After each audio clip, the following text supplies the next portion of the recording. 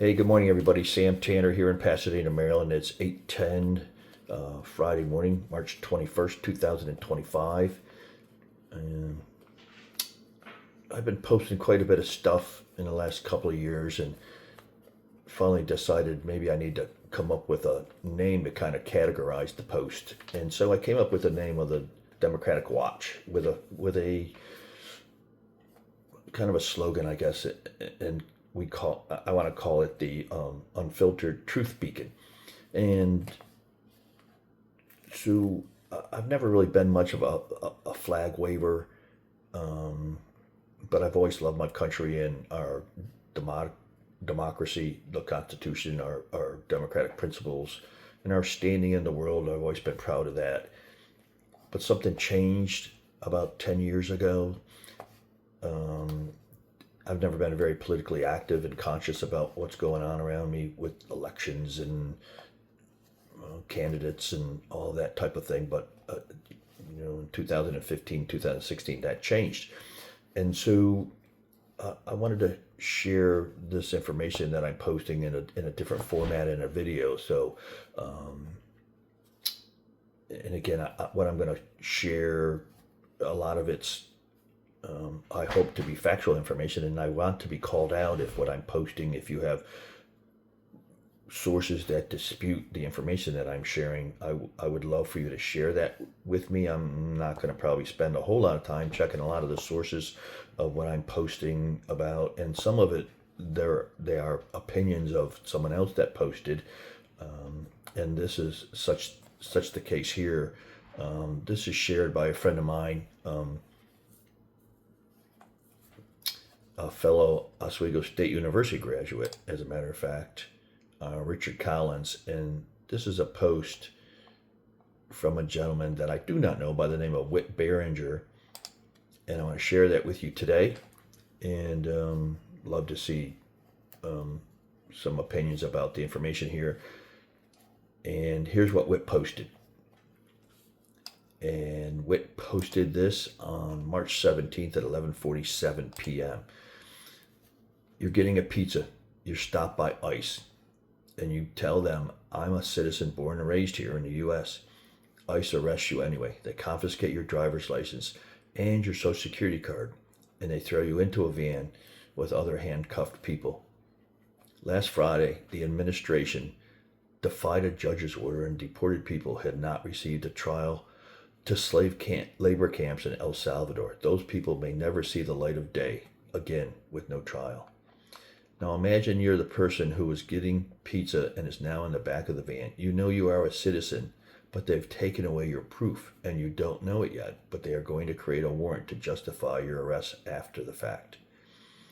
What if they put you on a plane to El Salvador on the words of lying agents of the government? Who would believe you? Who would know you were gone? How would they get you out? How could they get to you in time before you were worked to death in a brutal, violent prison system? We are not yet 2 months into this administration, and ICE has arrested, tortured, imprisoned, deported, and are sold into slavery American citizens, people who have never had a trial, visa holders, and permanent residents, who in at least one case, ICE tortured to get him to give up his immigration status so they could deport him. And a note here, he was a white German man. Tourists, entire families, even when their child is an American citizen and has just gotten out of brain surgery. A nephrologist who had just a legal protection from the courts preventing them from deportation.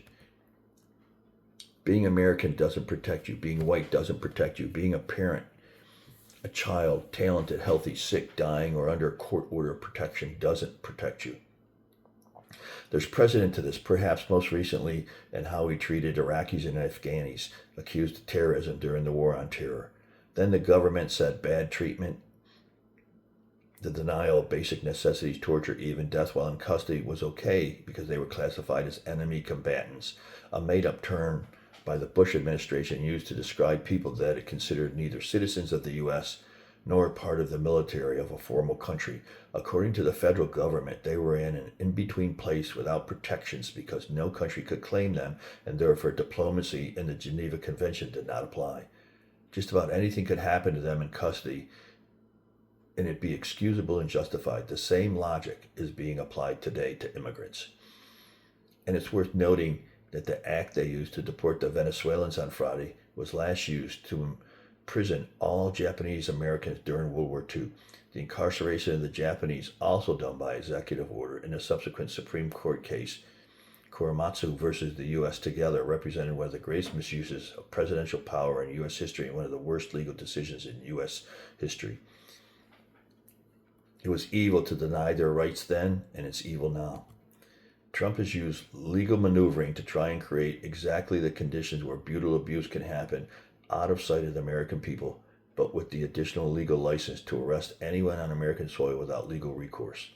Again, they are shipping people out of the country or losing them in the prison system. They are doing this so that the people they arrest, whether they are innocent or guilty or completely uninvolved, are stripped of their civil rights and disappear before anyone can protect. On top of all that, the government is arguing that it can arrest and deport people if they speak against the president's policy objectives. Put another way, President Trump is arguing that disagreeing with him is enough to get you deported. Everyone should be absolutely terrified of these people and what they are capable of. Lastly, this is why they want to redefine birthright citizenship. If they succeed, they can recategorize people from citizens into non-citizens. This has happened before. German Jews were categorized, stripped of citizenship, which created the legal justification for sending Jews to labor and death camps. The roadmap here is very clear, and the administration has said it over and over again, and that it wants to follow it. I don't know if the American people can stop what is happening at this point. The train is running away and barreling towards all of us, but the grandchildren of this generation will be asking us if we tried. If what you read is actually happening, or what you just heard is, and what I just read is really happening, and it doesn't scare you, it should. There are links embedded within that post that I just read, and if you message me, I'll be glad to share the entire post with the links. Please contact your local politicians to protest against these actions and do what we can do to make sure that due justice is applied to every single person on this planet and in this great nation. Thanks.